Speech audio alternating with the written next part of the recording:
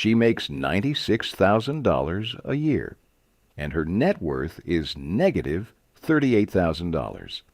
That's not rare, that's normal. And if you've never calculated yours, there's a real chance you're in the same position. Let me show you what happened. She sat down at her kitchen table on a Sunday afternoon, laptop open, a piece of paper next to it, a pen. Her husband was upstairs. Kids were napping.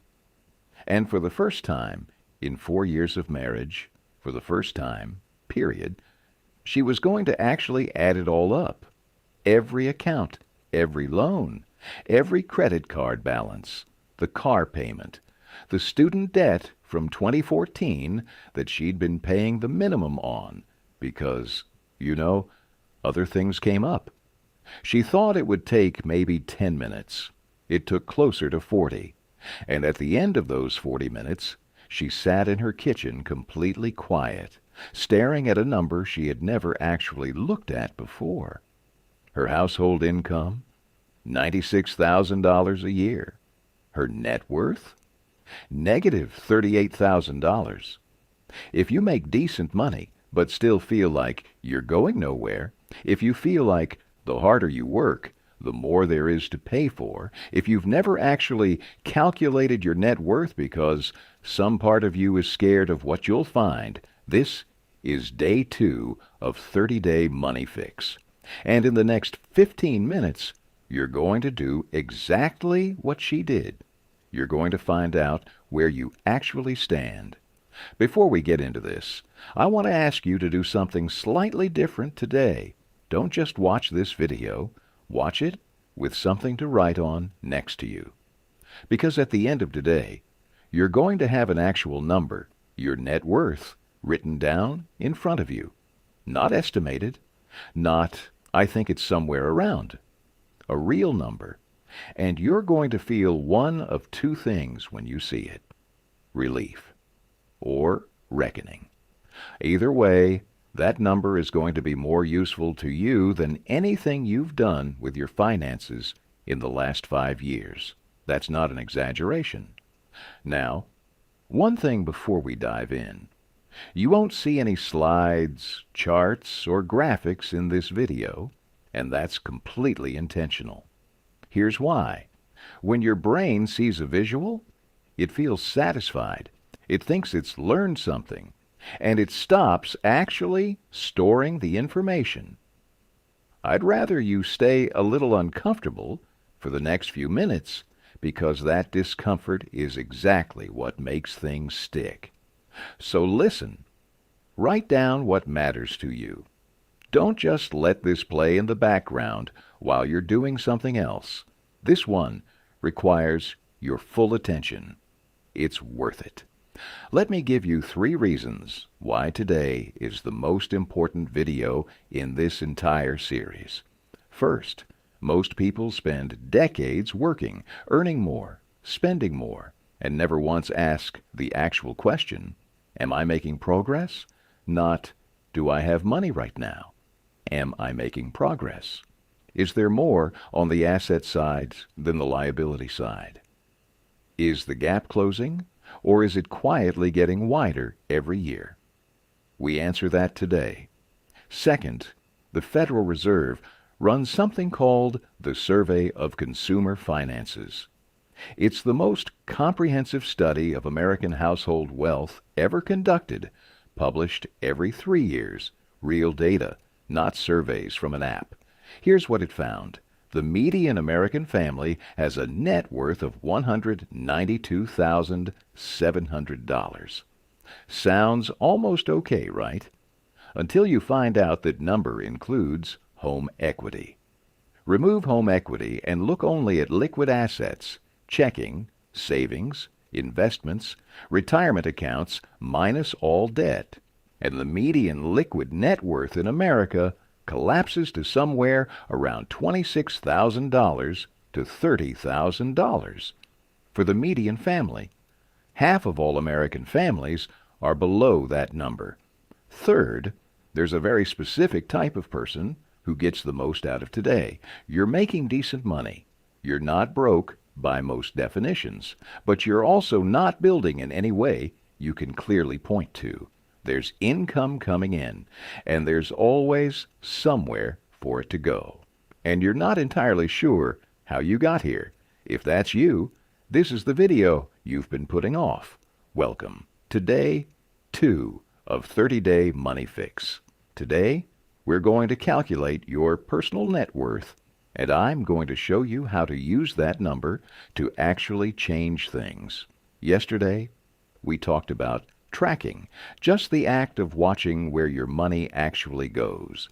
And the core point was this: most people don't lose their money to bad luck. They lose it to unconscious spending, to a system that was never designed, to a financial life running on autopilot.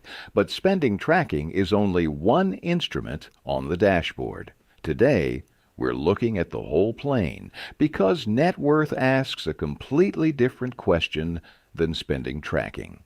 Spending tracking asks, where did the money go?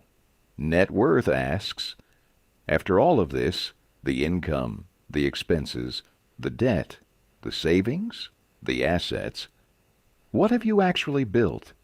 And most people genuinely do not know the answer to that second question. Not really. They have a feeling, an estimate, a hope, but not a number. That changes today. Let me walk you through something slowly, because I want this to actually land.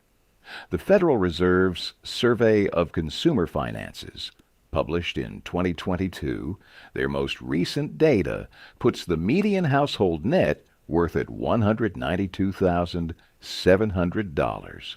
Take a second with that number. $192,700. Now, if your income is somewhere between $75,000 and $120,000 a year, you probably assume you're in that range, maybe above it. You've been working for years. You have some kind of retirement account. You own a car. Maybe you're renting. Maybe you have a small mortgage. But here's what that $192,700 number mostly is: home equity. The value of people's homes minus what they still owe on the mortgage. Strip that out. Look at liquid net worth, what people actually have in accessible accounts minus all debt. And the median American family has between $26,000 and $30,000 for the entire country. Now here's the one that really hits me. The same Federal Reserve study breaks down net worth by income group. Families in the 40th to 60th income percentile, meaning people making decent middle-class money, not the very top, not the very bottom, have a median net worth of around $91,000. Then look at what the top 10% of earners have: $1.9 million in net worth.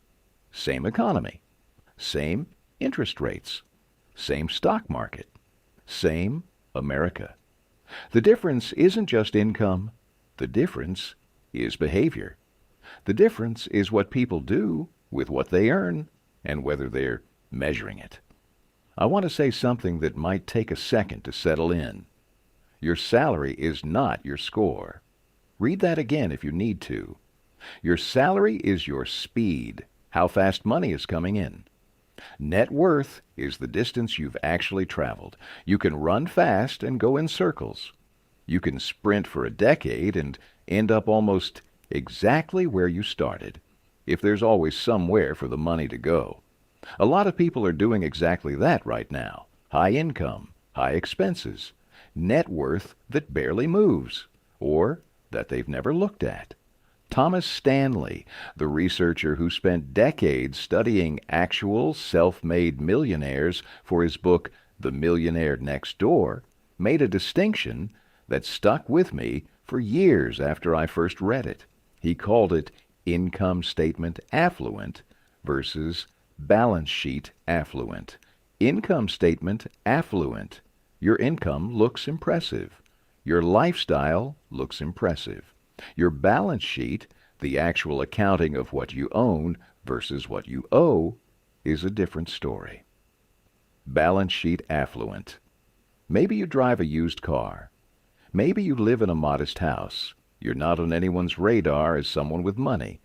But your net worth is growing quietly every year without Instagram posts about it. Stanley found, again and again, that the people with the most visible wealth had the worst balance sheets. And the actual millionaires, the ones with real, lasting money, were often the ones you'd never guess. Here's the question that follows from all of that. What's your balance sheet actually look like? You remember mice from yesterday? Well, mice ran the numbers. Mice had been working for 3 full years straight. Every morning, out of the burrow before sunrise. Every night, back after dark. More grain coming in than ever before, more than mice's parents had ever seen in their lifetime. And one Sunday, mice finally sat down to count it all up properly. Assets on the left, liabilities on the right. Assets, the grain in the storage keg, the little corner stash, a small pile set aside last winter when things were good. Liabilities, the borrowed grain from 2 seasons back, still not fully paid. The debt to the grain merchant from when the burrow walls needed repairs. The quiet interest that had been quietly compounding, not every month in a way you'd notice, but over 3 years, it added up to something real. At the end of the count, more grain coming in than ever. And still, somehow, a negative number. Mice sat there not understanding it. And honestly, that's exactly how most people feel the first time they calculate their net worth. Not because they've been reckless, not because they don't work hard, but because nobody ever taught them to look at the full picture at once. According to the Federal Reserve data, 1 in 4 Americans between the ages of 30 and 44 has a negative net worth. Not people in their 20s just starting out, people in their 30s and 40s, with incomes and families and careers and 401ks they've been contributing to for years. The ones who don't know their number can't fix it. You cannot navigate toward a destination if you don't have a starting point on the map. Here's what I think is at the root of most financial confusion. People track the wrong number. They watch the checking account balance. They know roughly what they earn each month. They have a vague sense that the 401k is up or down depending on what the market did last week. And that's about it. They've never sat down and calculated the total picture. But net worth is embarrassingly simple to calculate. I mean it. It should take you 30 minutes the first time, and maybe 5 minutes every quarter after that. Here's the formula. Net worth equals assets minus liabilities. That's it. Assets. Everything you own that has real value. Your checking account balance right now. Your savings account balance. Your 401k or IRA.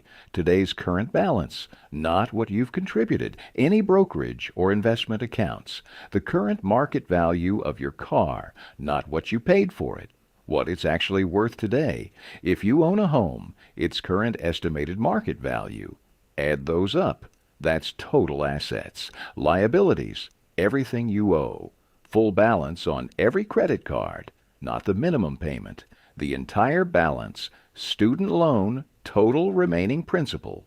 Car loan, remaining balance. Mortgage, remaining principal. Any personal loans, medical debt, family loans, anything. Add those up. That's total liabilities. Assets minus liabilities, that's your net worth. And I need you to actually do this, not tomorrow. Today, after this video ends. Even a rough version with estimated numbers is infinitely more valuable than never looking at all. Now here's where it gets a little uncomfortable, and this is the part of this conversation that most people haven't had. Most of the things people consider assets aren't, by the strictest definition. Let's start with cars, since almost everyone has one. When you drive a new car off the lot, it loses approximately 20% of its value within the first 12 months. On a $35,000 car, which is actually below the current average transaction price in America, that's $7,000 gone in year one, not from an accident, just from time. By year 5, the typical car is worth somewhere around 37% to 40% of its original purchase price. So if you bought a $35,000 car 3 years ago, it's worth maybe $18,000 to $21,000 today.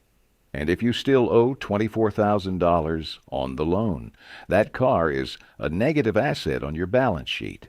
It's taking net worth out of your life every single month while you're making the payment. The same goes for consumer electronics. Your $1,200 laptop is worth maybe $600 the day the box is open. Your phone, your flat screen, the furniture. Now, I want to be clear here, because this isn't a lecture about not owning things. You need a car. You need a laptop. These aren't luxuries. But Robert Kiyosaki, author of Rich Dad, Poor Dad, which has sold over 32 million copies and is still one of the most referenced personal finance books ever written, made a distinction in Chapter 1 that I think about all the time.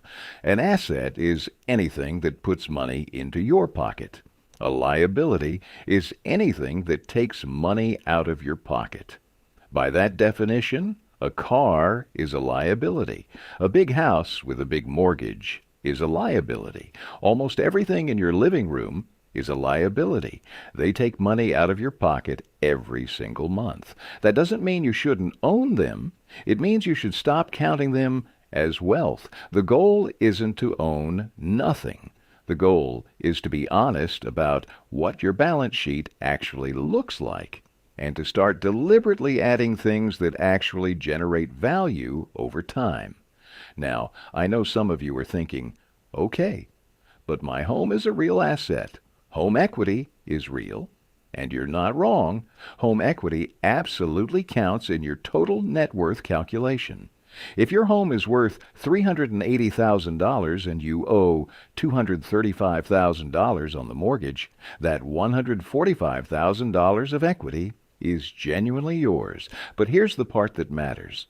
That equity is not liquid. You can't use it for a medical emergency. You can't move it into an index fund when the market dips. You can't put groceries on it. You'd have to sell the house or go through a cash-out refinance to actually access it. And both of those have their own costs and consequences. This is exactly why tracking liquid net worth separately is so important. And liquid net worth is a very different number for most American families. Strip out home equity, strip out retirement accounts that would have penalties to access before 59 and a half, and look at what the typical American family can actually get to in an emergency or an opportunity. According to Federal Reserve data, that number is staggeringly low, often under $10,000 for middle-income households. That's the real financial picture for a lot of people who feel like they're doing okay. Track both numbers, total net worth and liquid net worth. They tell completely different stories, and both of them matter.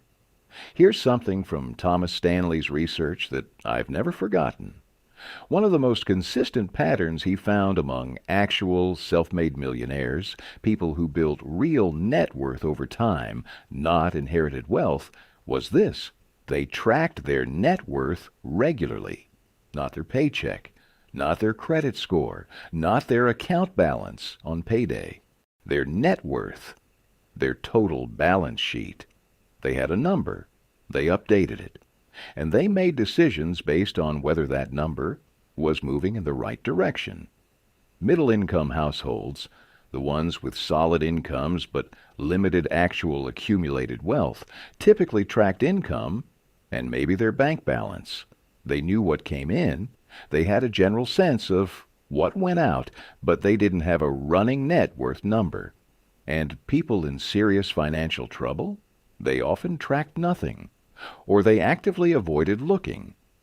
There's a name for this in behavioral science. It's called the ostrich effect, named for the myth about ostriches burying their heads in the sand when threatened. In personal finance, it describes the very real and very common tendency to avoid looking at financial information when you're afraid it's bad. The worse the situation actually is, the less likely someone is to check. Daniel Kahneman, who won the Nobel Prize in Economics in 2002 for his work on how people actually make decisions, explained the mechanism behind this. Our brains are wired to prioritize emotional comfort over accurate information. Knowing something painful doesn't feel any better than not knowing. So we find ways to not know. We leave the statement unopened. We don't add it up. We focus on income because income feels good, and look away from debt because debt feels bad. But here's the thing, and I really want this to land. A negative net worth is not a failure. It's a diagnosis. You know what's actually dangerous? Not knowing you have one. There are people, and I promise, this is real, because the data backs it up, making $10,000 to $12,000 a month, living in nice apartments, driving leased vehicles, going to dinner on weekends, putting $400 on a credit card without thinking about it, with a negative net worth in the six figures, growing quietly, month by month. They don't know. Nobody sat them down and told them to look. And every month, the gap gets a little wider, the interest compounds a little more, and retirement gets a little more abstract. That's not going to be you. Because you're looking today. Okay. Here is exactly how to do your money audit. 30 minutes the first time. Every quarter after that, maybe 5. Get a piece of paper or open a spreadsheet, your notes app, whatever. 2 columns. Assets on the left, liabilities on the right. Assets. List everything with its current dollar value. Checking account balance. Right now, today. Savings account balance. Every investment account, today's current balance. Your 401k or IRA current balance, not what you've contributed. Your car, look up its value right now on Kelley Blue Book or CarMax if you own a home. Check its current estimated market value on Zillow or Redfin. Any other property. Any money you are actually owed and genuinely expect to receive. Add those numbers up. Write down the total. That's your assets. Liabilities. List everything you owe, every credit card, the full outstanding balance, not the minimum payment. Student loan, total remaining principal, car loan, remaining balance. Mortgage, remaining balance, not the original loan amount. Any personal loans, medical debt, any other outstanding debt, family, informal, anything. Add those up. Write down the total. That's your liabilities. Net worth equals assets minus liabilities. That number, whatever it is your starting line. If it's positive, great. You're ahead of a statistically significant portion of American households. Now the question is it growing? Set a calendar reminder to recalculate it 90 days from today. If it's negative, write it down, look at it, take a breath. And then understand this. A specific negative number is infinitely more useful than a vague feeling of being behind, because now you know exactly what you're working against. Not a feeling, not an anxiety, a number. Numbers can be moved. Write it down, date it. That's your starting point for everything that follows in this series. I used to not know my number. For years, I had this rough sense that I was okay. Not great, but okay. Bills were getting paid. No crisis was happening, and I kept meaning to actually add it all up, all of it, everything. and I never quite got around to it. And then, one day, I finally did. And the number was not what I expected. And honestly, even though it was uncomfortable to look at, it was the most clarifying financial thing I had done in years. Because suddenly, instead of this ambient, low-level anxiety about money in general, I had a specific problem with a specific number, specific accounts to pay down, specific things to stop doing, specific things to start. Anxiety without information is just noise that follows you around. A specific negative number on a piece of paper is a problem you can actually work on. That's the real difference between feeling broke and knowing what your financial situation actually is. One last thing before we wrap up. The act of calculating your net worth, just doing it, even once, fundamentally changes how you think about financial decisions going forward. Before you calculate it, money feels like a flow. It comes in. It goes out. Hopefully more comes in than goes out, most months. After you calculate it, money becomes a score, a number you're actively trying to move in one direction. And that score responds to decisions. Buy something impulsive. Net worth just went the wrong way. Put $200 into a Roth IRA. Net worth just went the right way. Pay an extra $500 toward a credit card balance. Net worth just went the right way. Every financial decision you make from this point forward has a scoreboard, and you're the one keeping score. That's exactly how wealthy people think about money. Not, do I have enough this month, but is my net worth going up? Not, can I afford this, but does this move my number forward or backward? The good news is you don't have to already be wealthy to start thinking this way. You just have to know your number. And now you do. Tomorrow, on day 3, we're going to go a layer deeper. We're going to look at your bank statement, but not to track the numbers. We're going to read it like a confession, because your spending patterns aren't random. They fall into 4 specific categories, and each one reveals something about the relationship you have with money that most people don't know they have. Your bank account knows more about you than you might be comfortable admitting. Day 3 is going to change how you read it. If you made it this far, the next thing you do is not watch day 3. The next thing you do is close this video, open your accounts, and do the audit, even a rough version, even if some numbers need updating. Get the number written down on paper. Then come back to this video, because the second time you watch it, knowing your actual number, you're going to hear it completely differently. Leave a comment below and tell me, did you calculate your net worth today? Was it positive or negative? You don't have to share the exact number, just whether you did it. I want to know who in this community is actually doing the work, because this is the work most people skip. I'll see you tomorrow on day 3.